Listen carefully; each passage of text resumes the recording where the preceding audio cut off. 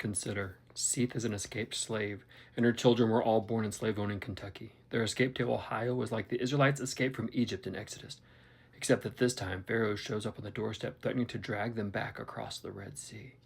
So Seath decides to save her children from slavery by killing them, succeeding with only one of them.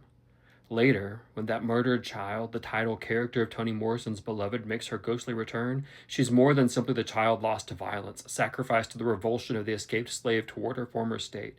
Instead, she is one of, in the words of the epigraph to the novel, the 60 million and more African and African-descended slaves who died in captivity in forced marches on the continent or in the middle of the passage on the plantations made possible by their slaves' labor or in attempt to escape a system that should have been unthinkable as, for instance, a mother seeing no other means of rescuing her child except infanticide. Beloved is in fact representative of the horrors to which a whole race was subjected. Violence is one of the most personal and even intimate acts between human beings, but it can also be cultural and societal in its implications. It can be symbolic, thematic, biblical, Shakespearean, romantic, allegorical, transcendent.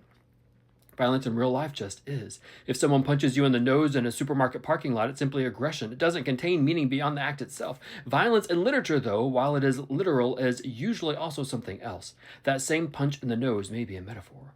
Robert Frost has a poem, Out, about a momentary lapse of attention and the terrible act of violence that ensues. A farm boy working with the buzzsaw looks up at the call to dinner, and the saw, which has been full of menace as it snarls and rattles along, seizes the moment as if it has a mind of its own to take off the boy's hand.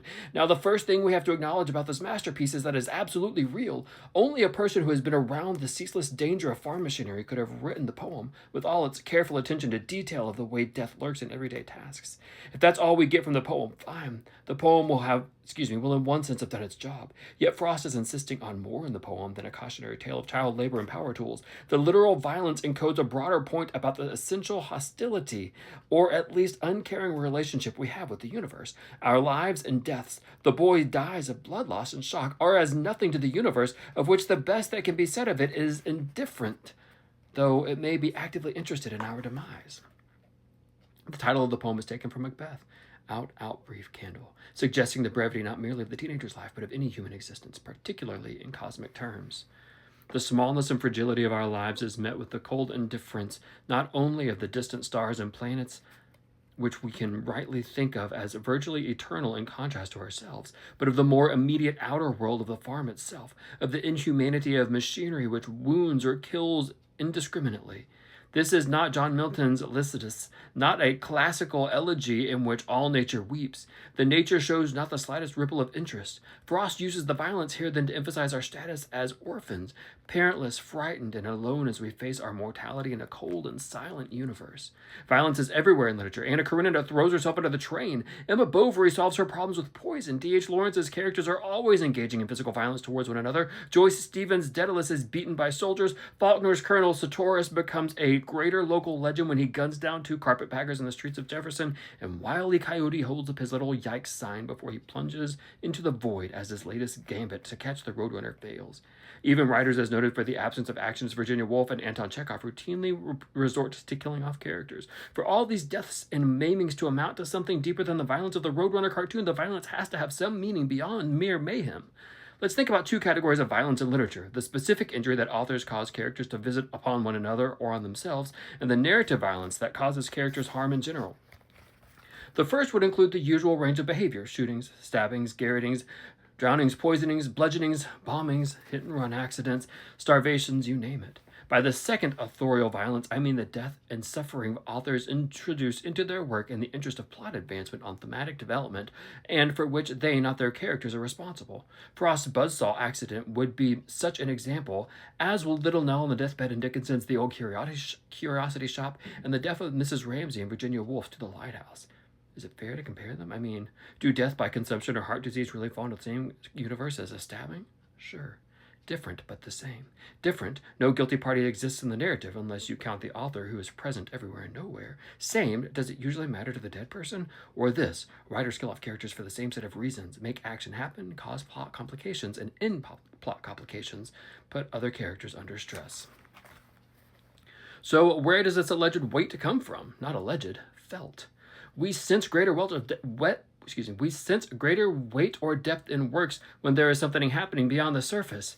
In mysteries, whatever layering there may be elsewhere, the murders live in the narrative surface. It's in the nature of the genre that, since the act itself is buried under layers of misdirection and obfuscation, it cannot support layers of meaning or of signification. On the other hand, literary fiction and drama and poetry are chiefly about those other layers. In the fictive universe, violence is symbolic action. If we only understand Beloved on the surface level, C's act of killing her daughter becomes so repugnant that sympathy for her is nearly impossible. If we lived next to her, for instance, one of us would have to move. But her action carries symbolic significance. We understand it not only as the literal action of a single momentarily deranged woman, but as the action that speaks for the experience of a race at a certain horrific moment in history, as a gesture explained by whip scars on the back that take the form of trees, on the product of the sort of terrible choices that only characters in our great mythic stories, a Yocasta, a Dido, a Medea, are driven to make. Seath isn't a mere woman next door, but a mythic creature, one of the great tragic heroines. I suggested earlier that Lawrence's characters managed to commit a phenomenal amount of violence towards each other. Here are just a couple of examples. In Women in Love, Gudrun Bergdrum and Gerald Critch meet after each of them has made separate displays of violent will. In front of the Bragdon sisters, Gerald holds a terrified mare at a grade crossing, spurring her until her flanks bleed. Ursula is outraged and indignant, and Gudrun is so caught up in the display of masculine power, and the language Lawrence uses is very much that of sexual assault, that she swoons. He later sees her engaging in Eurythmics, a pre-Great War version of disco, in front of some highly dangerous Highland cattle. When Gerald stops her to explain the peril she has created for herself, she slaps him hard. This is, mind, their very first meeting. So he says, more or less, "I see you've struck the first blow." Her response, "And I shall strike the last."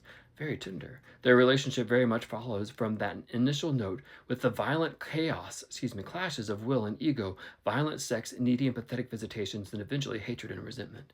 Technically, I suppose she's right, since she does strike the last blow. The last time we see them, though, her eyes are bulging out as he strangles her, until suddenly he stops, overcome by revulsion, and skis off to his own death in the highest reaches of the Alps. Lawrence, being Lawrence, uses these violent episodes in heavily symbolic ways. He clashes between Gerald and Gudrun, for instance, have as much to do with deficiencies in capitalist social system and modern values as the personality shortcomings of the participants. Gerald is both an individual and someone corrupted by the values of industry. Lawrence identifies him as a captain of industry, while Gudrun loses much of her initial humanism through associations with the corrupt sort of modernist artists. And the murder by the tree and the fox isn't the interpersonal hostility, although the antipathy is present in the story. There is also the mythic dimension of violence. Gerald in Women in Love is repeatedly described as a young god, tall and fair and beautiful, while Gudrun is named from a minor Norse goddess. Their clash then automatically follows mythic patterns. Similarly, the young soldier comes riding onto the makeshift farm as a fertility god, fairly screaming virility. Lawrence shared with many of his contemporaries a fascination with ancient myths, particularly those of the wasteland and various fertility cults. For fertility to be restored to the little wasteland of the failing farm, the potent male and the fertile female must be paired off, and any blocking element, including any females with competing romantic interests, must be sacrificed. William Faulkner's violence emanates from a slightly different wellspring, yet the results are not entirely different. I know of creative writing teachers who feel Faulkner is the single greatest danger to budding fiction writers. So alluring is his penchant for violence that the imitation Faulknerian story will have sexual assault, 3 cases of incest, a stabbing, 2 shootings, and a suicide by drowning, all in 1,000 words. But with Faulkner, the violence is so historically conditioned. Class warfare, racism, and the inherence of slavery. At one point, Abbs says that slave sweat must not have made Despain mansion white enough, and that therefore white sweat, his, is evidently called for. Impotent rage at having lost the Civil War all figure in the violence of Faulkner's stories. Thus far, we've been speaking of character-on-character violence. So what about violence without agency, where writers simply dispose of their characters? Well, it depends. Accidents do happen in real life, of course, so do illnesses. But when they happen in literature, they're not really accidents. They're accidents only on the inside of the novel. On the outside, they're planned, plotted, and executed by somebody with malice and afterthought. And we know who that somebody is: the author. It is nearly impossible to generalize about all the meanings of violence, except that there is generally more than one, and its range of possibilities is far larger than something like rain or snow. Authors rarely introduce violence straightforwardly to perform only its appointed tasks, so we must ask the questions: what does this type of misfortune represent thematically? What famous or mythic death does this one resemble? And why this sort of violence and not some other?